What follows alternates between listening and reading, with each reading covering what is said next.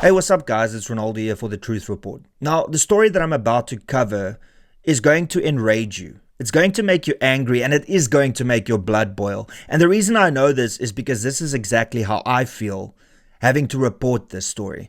Now, this story is a tale of unimaginable neglect, complete and utter government failure, and also a failure to look after the most vulnerable in society. Now, the Health Ombudsman came out recently with a damning report against the Northern Cape Mental Health Hospital, and some of the findings are horrific. Now, according to the report, patients, some of our most vulnerable people in society, were freezing to death. Yes, that's right.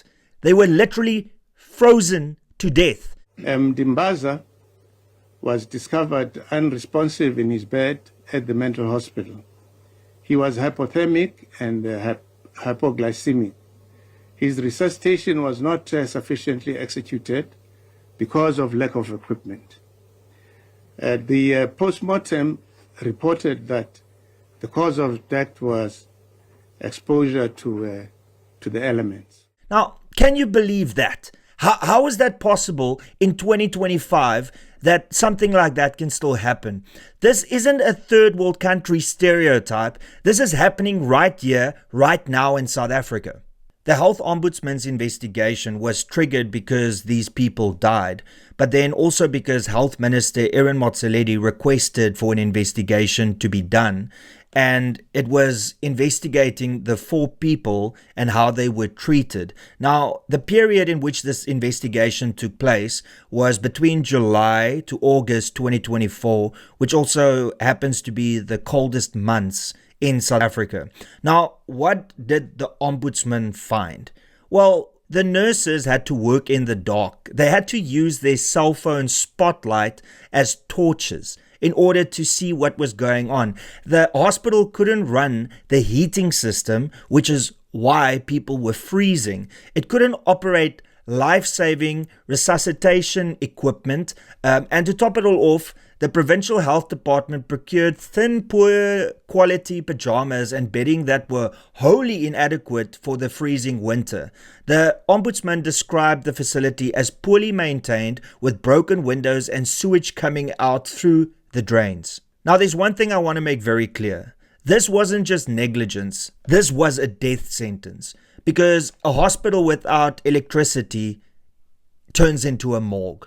That is in essence what happens. But I want to read from the report. It says, the report confirms that Tsepo Ndimbaza died of hypothermia at the hospital, and the lack of charged resuscitation equipment directly contributed to his death. Another patient, Cyprian Mahoto, died of double pneumonia, likely from exposure to the extreme cold. He was assessed by an unsupervised junior doctor who failed to prescribe antibiotics, sealing his fate. This is not just a failure of infrastructure, it is a failure of care at every single level. Now, what makes this even more infuriating is the stench of corruption. You know it was there, right?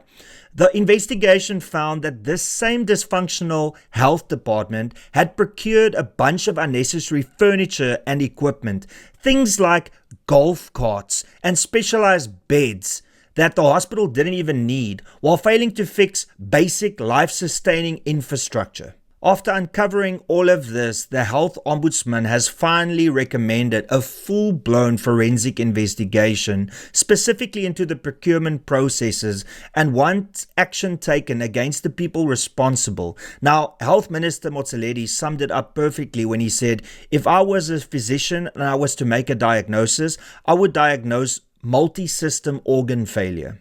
I want to end off this video by stating that this isn't just a case of a broken hospital. This is a case of a broken system. A system that leads to the most vulnerable of people freezing to death, whilst money is spent on golf carts and expensive fancy beds that the hospital doesn't need.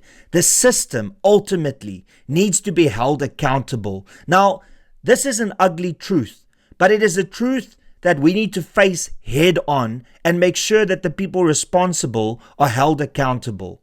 And that's all I've got to say. Thanks for watching. My name is Ronaldo Goos and I'm reporting for the Truth Report.